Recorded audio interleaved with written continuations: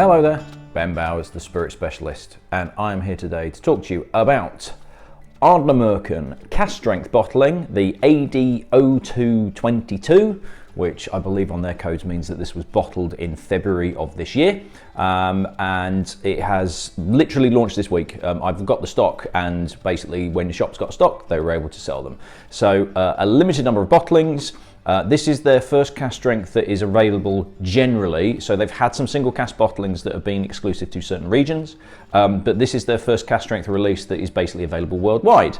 As you've probably seen from my previous Ardnamurchan videos, I'm a massive fan of this distillery.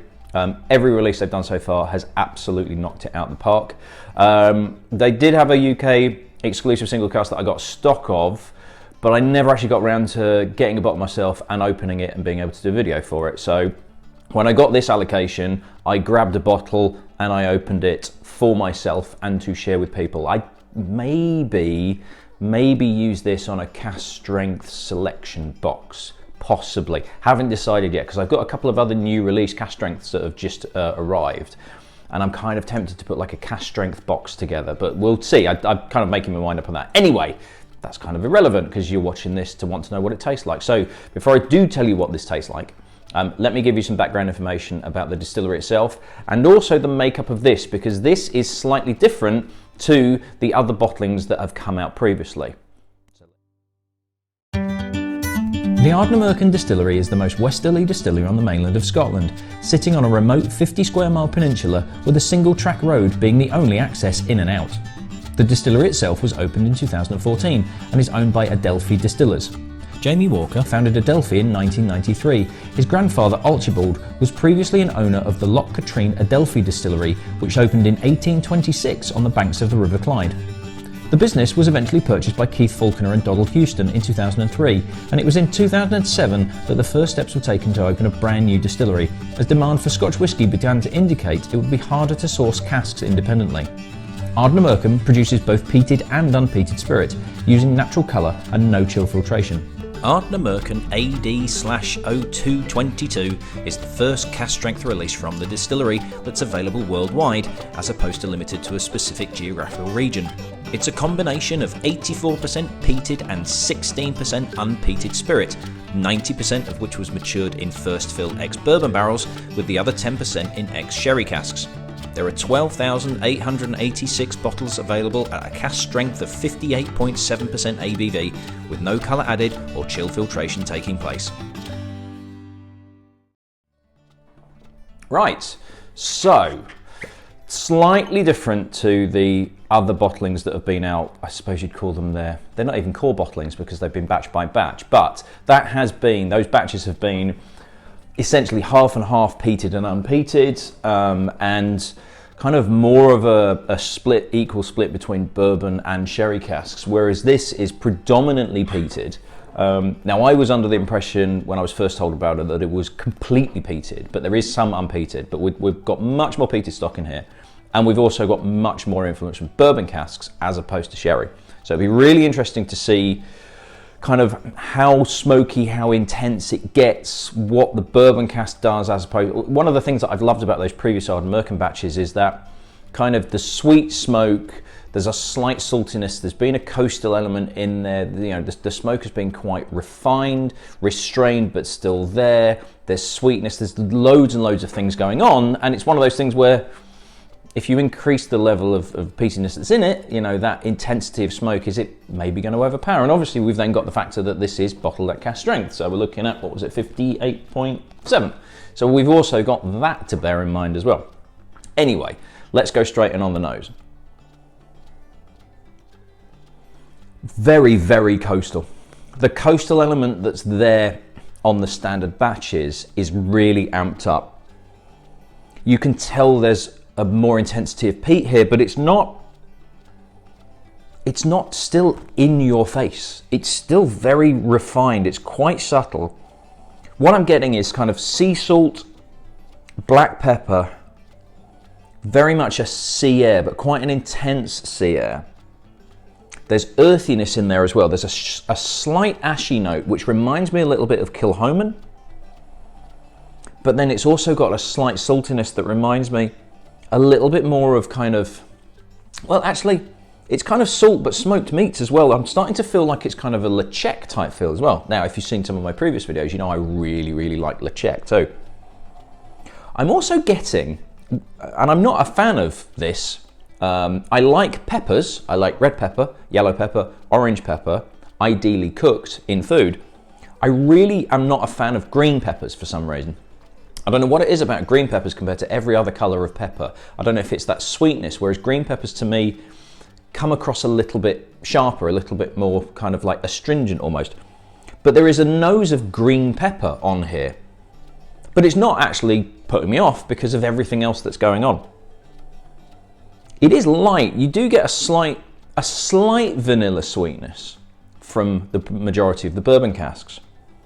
But this is very much, it really is kind of like being stood on a beach in a high wind that's really whipping the sea salt into your face. But you also have a smokiness, and it's the burning embers of a barbecue where you've had like a good joint of meat on it.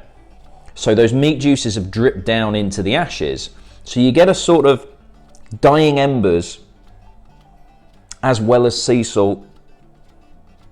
There's a lovely marine element in here, and it reminds me a lot of other distilleries, but like the best parts of other distilleries, all kind of like amalgamated into one. But it still has that that coastal note that I am beginning to associate with Ardnamurchan as a distillery, almost as its kind of distillery character. There is certainly this sense of being geographically kind of next to the sea up in the wilds of Scotland. I love that nose, and it changes every time. I'm almost starting to get a little bit of chocolate coming through now, like kind of like dark chocolate almost.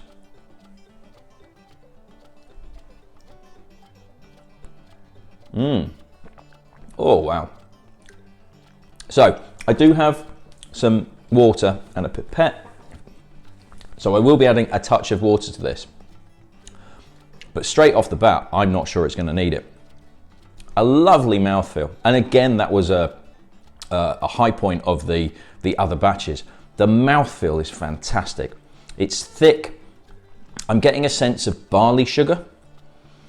And what smokiness is there is very similar to what's on the nose in terms of it's subdued, it's refined, but it's there. It's sweet, it's salty, it's coastal, it's slightly barbecuey, it's slightly meaty, but it's slightly ashy. Again, reminiscent of the dying embers of a barbecue on a beach.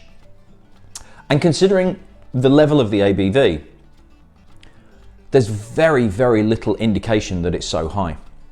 It drinks incredibly well neat. And I think that's the viscosity of the mouthfeel. It's absolutely due to that texture. It's tempering down the heat, but it is helping kind of inflate the flavors that are within there. Now, I might have to add a little bit, drop more of this in order to then put the water in, because I do want to take another mouthful neat. There is a lot going on here. The bourbon cask in particular, that vanilla note is really coming through. We're really getting kind of a vanilla cream. There's a touch of citrus on there.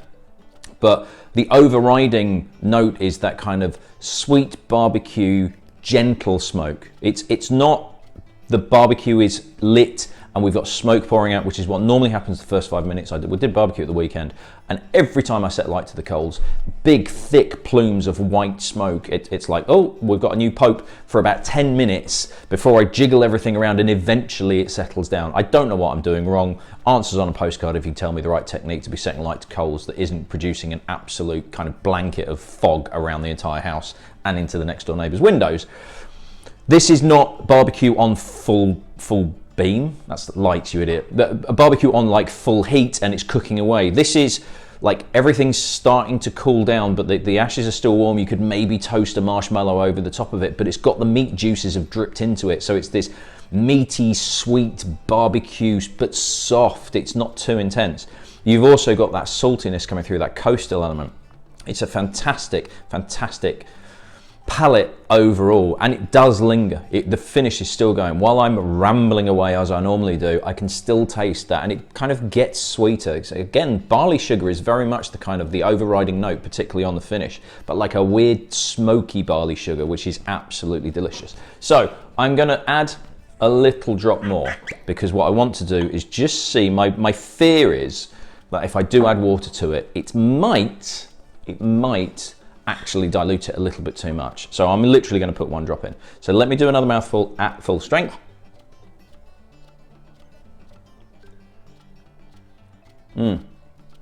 It's really, really good. A little bit more of a smoky element coming through now. Bit more of a kind of slightly peppery smoke, almost herbal. Kind of touches of, actually like touches of rosemary. Maybe that joint of meat that you've had on the barbecue was actually like a leg of lamb, and you put loads of sprigs of rosemary over the top of it, so you've got like that rosemary meat juice has been dripping into the barbecue. A little bit more of a herbal note, definitely. But again, sweetness. And that herbal note might be coming from the fact that, you know, again, high alcohol strength, but it's the mouthfeel. It really is kind of like if you've gone to a fun fair and you have a big stick of candy floss, and it's that kind of sweetness that sort of coats your mouth, but in a really pleasant way, and it's that kind of light, airy sweetness that you get from candy floss. Right, I am going to add literally just, because I don't have much left in the glass, so I'm going to put just a couple of drops in, because I don't think it needs very much. There's a delicacy to this that I really would be careful in terms of kind of the water that you're putting in, because my worry is that it's not going to take much just to kind of almost pull all that concentration of flavors, just pull it apart too much. Let's see how it goes. So on the nose, I've got more sweetness coming through.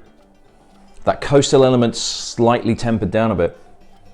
Interestingly, what I am getting now is weirdly kind of like a farmyardy note. How strange, was not expecting that at all. Let me just make sure it's not in the air in the shop. Being out in the sticks, I've noticed recently, I came home last night and it looks like they've been fertilising one of the fields, because as I got out the car to get into the house, it was like, ooh, something's a bit whiffy. And strangely, there is that kind of, having added water into it, it starts off peppery, but what was that green pepper note that I mentioned when I was nosing it neat? It's slightly turned into that kind of farmyardy fertilizer. They're fertilizing the fields. Again, not unpleasant, but I was not expecting that. It's weird. It's becoming almost like a kind of like a cleaning fluid, but that really makes it sound absolutely disgusting. There's a note coming through that you could say is peppery, you could potentially say is leather, you could potentially say is... What an odd note, and I cannot place it at all. Like I say, it's not unpleasant, but it's really odd. I was not expecting that to come in.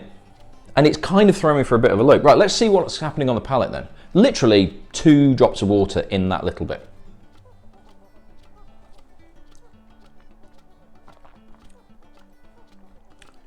So more pepperiness is coming through. The ashiness that was there when it was neat is more pronounced. And I would almost go, if I was trying this blind and I wasn't sure what it was, I would probably hazard a guess, is this a Kilchoman? Because I associate Kilchoman, particularly of all the Islers, of more of an ashy smokiness. There's less of the sweet meat, cooked barbecue meat on here.